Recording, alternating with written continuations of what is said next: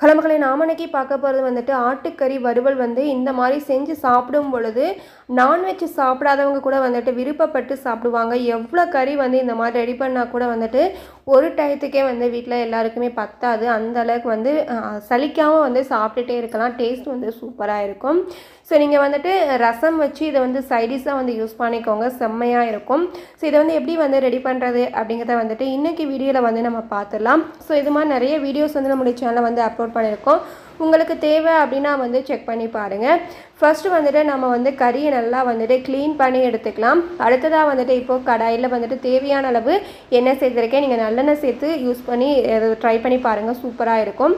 மஞ்சள் தூள் போட்டு நல்லா க்ளீன் பண்ணி வச்சுக்கக்கூடிய இந்த ஆட்டுக்கறியை உள்ளே சேர்த்துக்கலாம். சேர்த்துட்டு இப்போ இது கூட தேவையான அளவு கல்லுப்பு சேர்த்துருக்கோம். கல்லுப்பு சேர்த்துட்டு நல்லா மிக்ஸ் பண்ணி விடுங்க.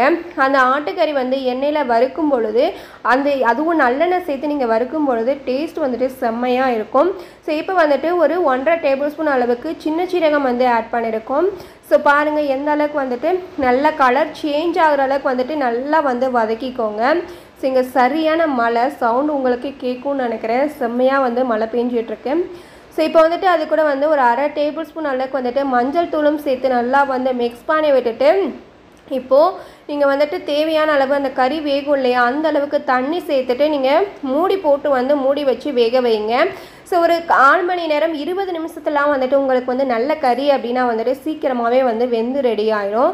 ஸோ பாருங்கள், மூடி போட்டு மூடி சூப்பராக வெந்து வந்துருச்சு. தண்ணியை தனியாக எடுத்து நீங்கள் குடிக்க கூட செஞ்சுக்கலாம். ஸோ இப்போ கறியை மட்டுமே நம்ம பொரியல் பண்ண போகிறோம். அதற்காக தேவையான அளவு எண்ணெய் சேர்த்துட்டு கடுகுளுந்தம் பருப்பு ஆட் பண்ணிக்கலாம். அது பொரிஞ்சதுமே வெங்காயம் சேர்த்துருக்கேன். பெரிய வெங்காயம் 2 வெங்காயம் சேர்த்துருக்கேன். கருவேப்பிலையும் பச்சை மிளகாய் காரம் தேவையான அளவு அதுவும் ஆட் பண்ணியிருக்கேன். நீங்கள் சின்ன வெங்காயம் ஆட் பண்ணீங்க அப்படின்னா சூப்பராக இருக்கும்.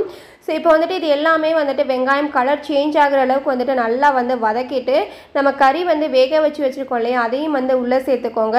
சேர்த்துட்டு நல்லா மிக்ஸ் பண்ணி விட்டுருங்க. ஸோ இப்போ அப்படியே சாப்பிட்றத விட இதை அடுப்பை சிம்மில் போட்டுட்டு நல்லா கறி கலர் சேஞ்ச் ஆகி வதங்கி வரட்டும். ஸோ அப்போ சாப்பிட்டு பாருங்கள், சூப்பராக இருக்கும். ஸோ இப்போ இதை நல்லா மிக்ஸ் பண்ணி விட்டுட்டு நான் அடுப்பை சிம்மில் போட்டுட்டு ஒரு 10 நிமிஷம் அப்படியே விட்டுலாம். பாருங்கள் எந்த அளவுக்கு இருக்குது அப்படின்னு சொல்லிட்டு அப்பப்போ ஓப்பன் பண்ணி நீங்கள் கிளறி விட்டுட்டே இருங்க.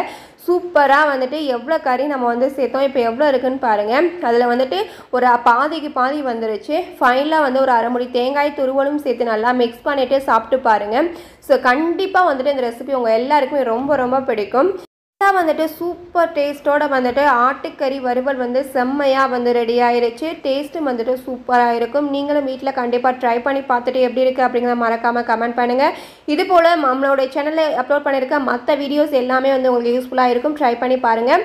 ஸோ இந்த வீடியோ, இந்த ரெசிபி, இந்த தகவல் உங்களுக்கு பிடிச்சிருந்துச்சி அப்படின்னா நம்ம சேனலை சப்ஸ்கிரைப் பண்ணி சப்போர்ட் பண்ணுங்கள். தேங்க்யூ ஃபார் வாட்சிங்.